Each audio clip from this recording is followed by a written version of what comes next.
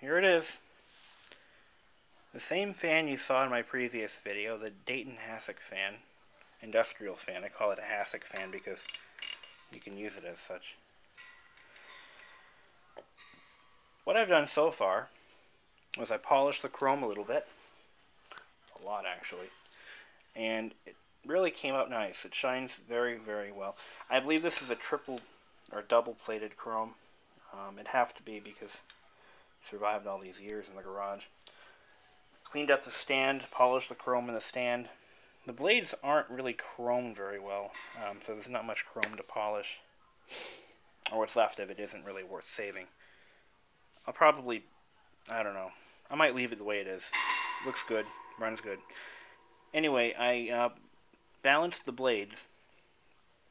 What I had to do is take a significant amount of Bakelite off of this side because it was so far off balance that the whole thing would shake when it ran. Now I'm led to believe that, well, from what I'm seeing, it probably was never balanced even at the factory because there really isn't much material missing from this side to make it off balance. I mean, there's a couple of minor chips, but they were more significant on this side.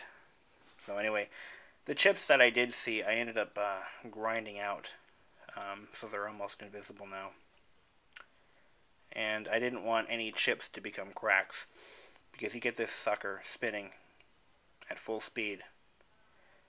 It wouldn't take much for one of these blade sections to break off and slide right through. And this stuff is so thin and sharp that it could impale someone, seriously.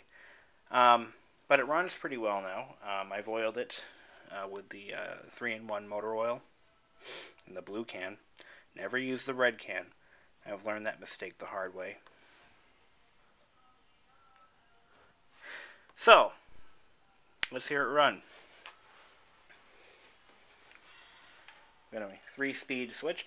Now the next thing I'm going to do, and I'm not going to make this into another video, but the power cord is a little thin and fragile. Obviously not the original. I'm going to put a nice beefed up cord, like the one I did with this pedestal fan. And I'm going to replace it. There we go. We're going to start it off on low.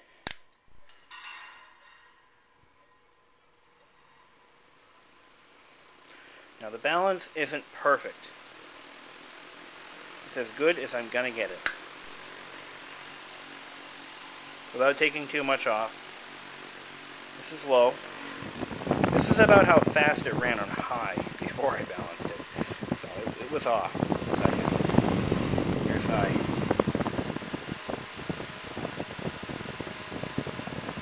This is not bad. I think my father is going to throw this fan away. Watch it coast. Coasting is much better than it was too. Again, it's still a little off, but it's about the acceptable point for me. One thing about grinding Bakelite, it has a very acrid smell to it when it burns. If you grind too much off at once, it gets hot. And the smell is horrendous. I wouldn't wish it upon anyone. My sink was filled with dust. Yes, I did it inside. Sue me. But there was dust all over my counter after I did that. I'll never do that again. If I ever do another Bakelite blade, I'll do it outside. So, that's it. That's the Dayton, which could, from the research I'm doing and from the comments I'm getting from 1944 John Deere and Retro Chad and a few others, there's a good chance that this is actually a Fresh and Dare model made for Dayton, which I believe focused on catalog sales, so they bought other products from other companies and sold them under their own name. There's a good possibility that it could genuinely be a Fresh and Dare. They're the only ones who use the Bakelite blades. Rotobeam was good for their aluminum blades, which were very cool design. And, Robbins Myers had their own blade set. Here's one that was popular in the 30s. And I've Got another one. The old Hunter fan I had, which was in fact the Robbins Myers, wound up in the parts bin. And that's where the blade set went.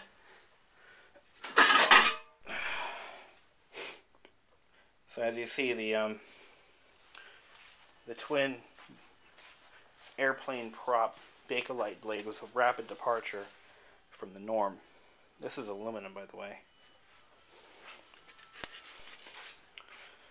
That's right. Even you can use spare parts as decorative items.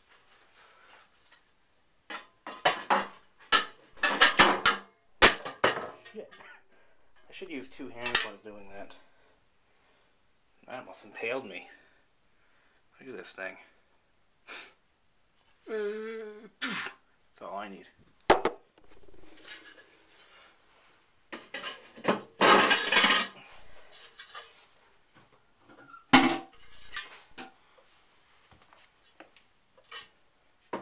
You can see it now.